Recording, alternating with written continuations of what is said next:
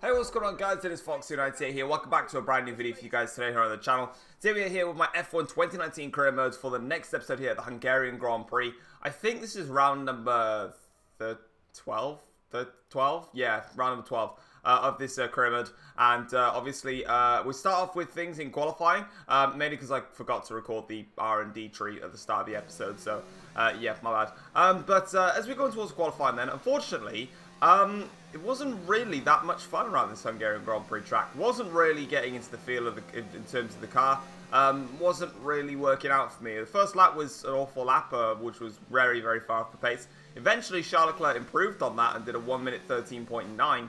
Now we're trying to get through into Q2 here, and we're currently 6/10 up on our personal best lap. So this should really be enough to get us through in towards Q2. Is it enough to get into Q2? No. No, it's really not. Yeah, we improved by 1 place. Fantastic. Great. Oh, wow. Lando Norris is a 1/10 of a second off of pole, you know. In the same car, all of a sudden, I'm out of Q1. And so too, actually, shockingly, is Lewis Hamilton in the Mercedes. So he started, or he tried to qualify on medium tyres, but it didn't work out for him. But even though I improved by 6/10 of a second, I was still 6/10 of a second off getting pole in the first place. Sorry, getting through into Q2 anyway. So, yeah, well, that was a dreadful qualifying session and very short-lived. But, of course, for the Grand Prix, that does mean that we have the opportunity to go ahead and just whack on a whole bunch of engine penalties. Because why not? I mean, you know, we've got to do something to try and get through to the next session. Well, here's the R&D tree anyway, because I go for it. So we've got a couple of upgrades on the way. That major aero upgrade, you would have guessed it, it failed for this episode. So yeah, we're now going to go get a new gearbox and a brand new power unit, because why not? Let's go and have some fun with the race then. It's always wonderful to come back to the lively Hungaroring. A popular destination this, nice and close to the beautiful city of Budapest, with some exciting racing to boot. Who can forget Michael Schumacher pushing his old teammate Rubens Barrichello up towards the pit wall in 2010, or those great races of 2014 and 2015 as well. 14 corners then for our drivers to navigate at the 2.7-mile Hungaroring today. It's 6 lefts and 8 rights around a lap here, with average speeds in the region of 120 miles per hour. Joining me for today's race once again is Anthony Davidson. Let's talk about Thomas. Looks like they've got a tough race in store today, as grid penalties from changing power unit components has forced them further down the field. But on the bright side, at least those fresh components can help them maintain the power they need to come through the pack. I expect to see them take a more aggressive approach today to make up for the compromised start. It's time to take a look at our starting grid for today's race. Good job yesterday from Valtteri Bottas. The Finn starts from pole position, with Sebastian Vettel starting alongside. Looking at the rest of today's grid, we have Butler, Leclerc, Sergio Perez, and Faber, Verstappen, Norris, Stroll, and George Russell, Magnussen, Sainz, Pierre Gasly, and Grosjean. Albon, Hamilton, Kimi Raikkonen, and Thomas. They've taken a grid penalty. Hulkenberg and Antonio Giovinazzi starts from the back of the grid. And with lights out just moments away, it's time to go down to the track.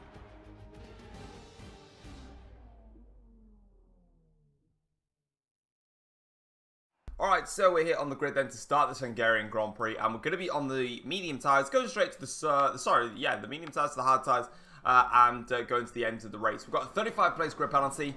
We still stay in the same position because this game makes sense. 5 lights, and it's lights out going then to start this Hungarian Grand Prix off. A little bit of an itchy getaway there, actually. Normally my getaways have been quite good, and then it's the secondary phase where the AIs will molest you, but on this occasion, that didn't work for me. But we're now going to go up the inside of a couple of cars here and try and make our way through, and we get past the likes of Hamilton in all of that as well. Side by side now with Romain Grosjean, trying to see if he can go around the outside. Grosjean, though, dives it to the inside there on Pierre Gasly, and that kind of just gets away my opportunity of trying to find a way through as Grosjean and Gasly continue to fight now, but Gasly gets a bad run off of turn 3 there, and that allows us to just go straight around the outside in for turn 4. We didn't even need to take the acute angle as well, because Gasly already lost the time there. He broke a little bit earlier than myself as the back end tries to slide a little bit as we're trying to get the tyres up to temperature there, but so far so good. Decent start as Grosjean there goes into the back of my car. He tried to dive it up the inside and towards the chicane there.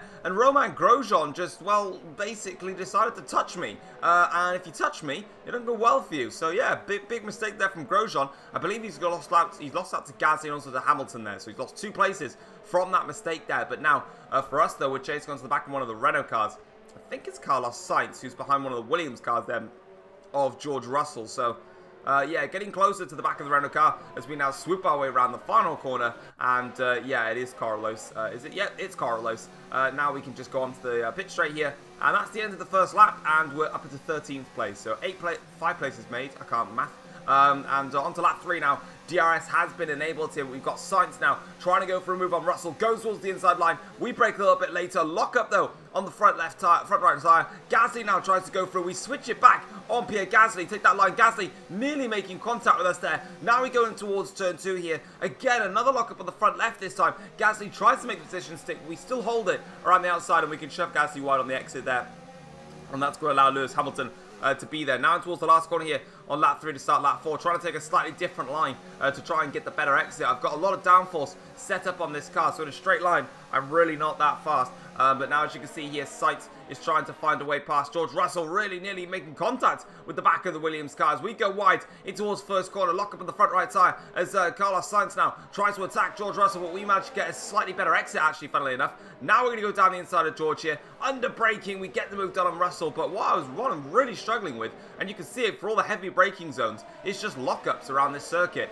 Really, honestly, ever since practice 1, when I got out on track and just started getting a feel for the car, I really was struggling under braking, and it was quite concerning for myself, as I really just couldn't get a handle of the car. But we go to lap 13 of the Grand Prix, and it really just plateaued for the rest of the stint, really. Bottas now is pitted. He's back out on a fresh set of medium tyres. I'm not going to fight him. What's the point? We're still side by side, actually, so he didn't get as better run as I thought he would. But eventually he gets the move done, and he's now up into 4th place.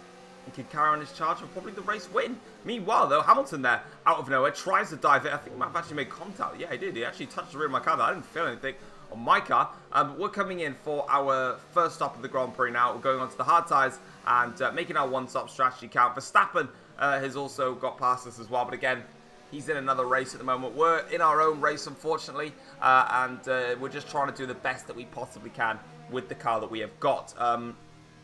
As I was saying as well, with locking up on the tyres, at some point in this race, I can't remember when or where or what lap, sorry, I did it. I did actually eventually change down to low braking assist once again for the second half of the race, because I was really struggling. I could not stop locking up the cars, as Magnussen now tries to go for it on us. We go around the inside though. We stay in front of K-Mag, and good stop there from the boys. Out in P12 now, and now we've just got to set our sights on Weber and Norris. Speaking of Weber and Norris, here they are, in fact, in P7 and P6 now. So, yeah, we're getting some great progress made here on lap 28 of the Grand Prix now. Skipping quite far ahead in this Grand Prix. It's not really a lot happened in this race. Going around the outside of Weber, though, and we get through past him. Next up the road is Lando Norris, my teammate in the McLaren, and I'm trying to see now when was actually, yeah, this is the point. This is definitely the point when I changed to low braking assist at this point. And like I said, I was really struggling with braking. I couldn't stop locking up the car. Car wasn't feeling great. I didn't want to lower the difficulty to try and counter it, as we now go down the inside of Norris, who actually locks up himself. So maybe it's a McLaren thing, I don't know, because Norris is just locked up now. But we're now to lap 29. Devon Bullsack is just up the road, but he's on medium tyres, and I think he's only done one stop in this race from soft to medium. So if that is the case, his tyres are going to be dead by the end of this Grand Prix. And on to lap 33 of the race, we have now caught up to Devon. So by the looks of it, he is trying to stretch an audacious one-stop. Unfortunately, the harder tyres are just the faster tyre at this point. And we're closing up to Devon now into the first corner here. Have a little look, but unfortunately we're just too far back. Open at the DRS, but it's not a great exit. And in fact, we actually need to be a little bit closer if we're going to try and attempt to make a move on Devon, as we try and go and have a little sneaky look at turn 2 and then try and make our way up towards turn 3 and 4. This is where Devon's going to be faster. Now on to lap 34 to start will be lap 35, the final lap of the Grand Prix. Already set myself up with hot lap already enabled on the last corner. Now we open up the DRS here, put on Rich Mixture as well. Now we're closing onto the back of Devon Bullsack. He now goes defensive in towards the first corner, go towards the outside line, break a little bit earlier. Bullsack boy locks up in towards turn 1. We now go around and try and switch back on Devon, but it doesn't quite work out fully. But we get a nice run now as we fake it towards the outside, go for it down the inside on Devon Bullsack, up into P5 in the Hungarian Grand Prix. Final lap of the Grand Prix, great overtake there, a little bit wayward on the exit, and Bottas there wins the Hungarian Grand Prix for Mercedes-Benz. But for us though, we started in 18th place, and we're going to finish in P5, a great result, and we also set a new personal best lap at the end.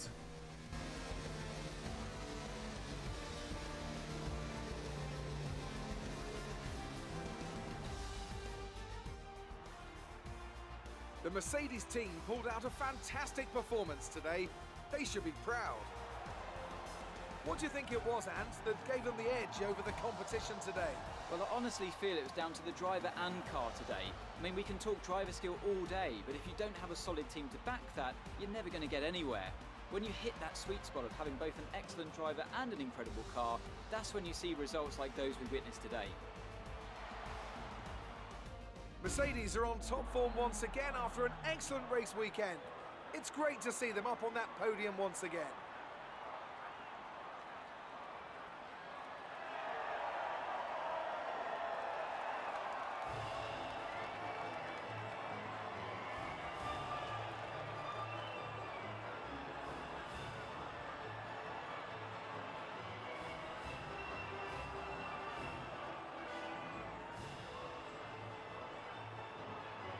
So there we are then, as you can see then, it is 5th place for us. Lando Norris picks up P7. It's a decent result for McLaren in all things considered. Unfortunately, we lost out to Sergio Perez, but it is what it is. But yeah, everyone did the one stop, so those that started on soft tyres, they went to mediums and tried to just stretch it all the way to the end. So fair play to them for doing it. I didn't think they could make it stick. But yeah. We dropped to 4th in the Drivers' Championship. I think we were 56 points off now. So we really are falling away now in the Drivers' Championship, which is a little bit frustrating. Yeah, that's kind of all we can do, to be honest, on that front. Yeah, obviously. Great work out there today. Let's have your thoughts. You were cutting your way through the field during the race. I was talking, Claire. Yeah, I was cutting my way through the field, and it was kind of down to the grip, to be honest. It was more like dodgems than Formula... That's because I locked up. What are you going to do about it? Well, thanks anyway. Well, I thought. So yeah, like I said, I've definitely struggled in this Grand Prix. But when I turned it back to low braking assist, it allowed me to attack the corners a lot more. I don't like having to change to low braking, but like I said, I didn't want to do I knew I was going to struggle in the race, and I gave it a go with ABS off. But it looks like I just needed a bit more running. So on that front, it's a bit of a pain, but you know, next time when I come to the Hungarian Grand Prix, I know I just got to do a bit more running. Meanwhile, though, we did manage to beat Sergio Perez in the rivalry, which is good for us. Despite the fact he beat us on track and qualifying today, we still managed to clear him off in the rivalry, which is great for us. A couple of extra resource points, which is going to be critical, and we take those across with us now as we up ourselves to 1,235 resource points. Qualify 4th or better. Well, that didn't happen, of course, because we qualified somewhere in Germany far down. Yeah, it was a bit of an audacious target, to be honest, with the car that we've got. Contract negotiation time, though. I'm going to go for level 3 on everything. The contract negotiation is weird. Like, you can get away with pretty much doing everything. I went for pit stop efficiency, level 2. Race position, P7. Qualifying, P10. Medium terms and goals, it hardly went up a pube. So that was great for myself. So yeah, negotiation was successful. I probably could have done pit stop efficiency level 3, but whatever, it is what it is. We still got level 2. We should have a big upgrade for the air package coming for Belgium. And whilst I'm waiting for that, I'm having a look and seeing what I can do. Unfortunately, I don't have enough to do this one, so I don't know why I'm still tapping on it like a mug. Yeah, I think I might try and have a look at some other departments I could do. But actually, I can't really do anything. Oh, wow, I don't have the resource points to do anything. Well, that's a bit depressing. Yeah, well, that's upsetting. Right, well, it's just that one upgrade then. If you guys have enjoyed the episode, feel free to drop it a like and subscribe to the channel if you're new. And I'll see you guys for the next one. Take care, all.